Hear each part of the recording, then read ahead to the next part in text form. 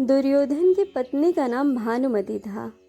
भानुमति के कारण ही यह मुहावरा बना है, कहीं की ईंट कहीं का रोड़ा, भानुमति ने कुनबा जोड़ा। भानुमति कंबोज के राजा चंद्रवर्मा की पुत्री थी। राजा ने उसके विवाह के लिए स्वयंवर रखा था। स्वयंवर में शिशुपाल, जरासंध, रुक्मी, वक्र और दुर्योधन और कर्ण समेत कई राजा आमंत्रित थे।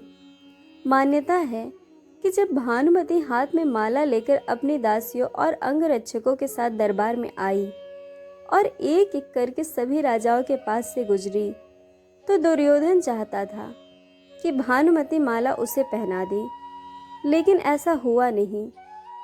जब दुर्योधन के सामने से आगे बढ़ गई भानुमति, तब दुर्योधन ने उसके हाथ से माला झपटकर खुद ही अपने गले में डाल ली और सभी राजाओं ने तलवारें निकाल ली।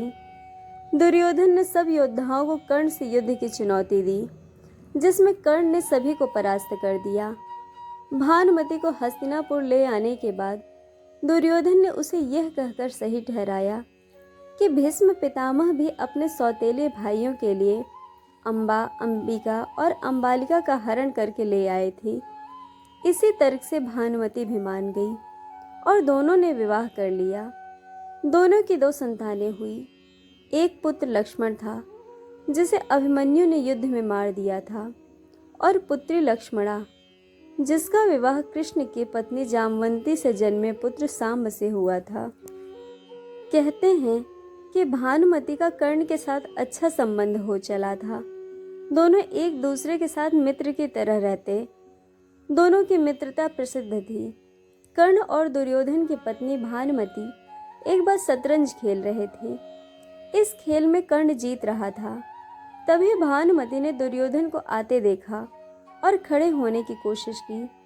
दुर्योधन के आने के बारे में कर्ण को पता नहीं था, इसीलिए जैसे ही भानुमति ने उठने की कोशिश की, कर्ण ने हाथ पकड़कर बिठाना चाहा, तो भानुमति के बदले उसकी मोतियों की माला कर्ण के हाथ में आकर टूट गई।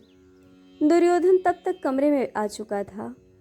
दुर्योधन को देखकर भानुमति और कर्ण दोनों ही डर गए कि दुर्योधन को कहीं कुछ गलत शक न हो जाए, परंतु दुर्योधन को कर्ण और अपनी पत्नी पर पूर्ण विश्वास था।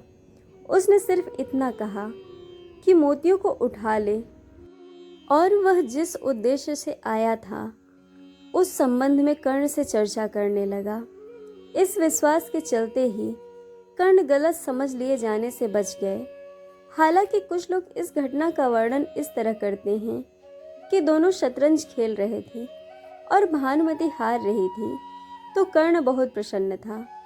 इतने में दुर्योधन के आने की आहट हुई, तो भानुमति सहसा ही खेल छोड़कर उठने लगी।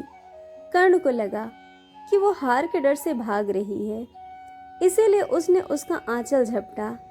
अचानक की गई इस हरकत से भानुमति का आंचल फट गया और उसके सारे मोती भी वहीं बिखर गए। ऐसे ही समय में कर्ण को भी दुर्योधन आता हुआ दिखाई दिया। दोनों शर्म से मरे जा रहे थे और उन्हें डर सता रहा था कि अब दुर्योधन क्या समझेगा। जब दुर्योधन निकट आया तो दोनों उससे आंख नहीं मिला पा रहे थे। तब दुर्योधन ने हंसकर कहा कि मोती बिखरे रहने दोगे या मैं तुम्हारी मदद करूं मोती समेटने में। कहते हैं कि भानुमति बेहद ही सुंदर, आकर्षक, तेज बुद्धि और शरीर से काफी शक्तिशाली थी। गांधारी ने सती पर्व में बताया है कि भानुमति दुर्योधन से खेल खेल में ही कुश्ती करती थी, जिसमें दुर्योधन उससे कई बार हार ही भी जाता था। भानुमति को दुर्योधन और पुत्र की मौत का गहरा धक्का लगा था। दोस्तों, आपको कहानी कैसी लगी यह हमें कमेंट करके ज़रूर बताइएगा, और चैनल को सब्सक्राइब, वीडियो को लाइक शेयर करना बिल्कुल मत भूलिएगा।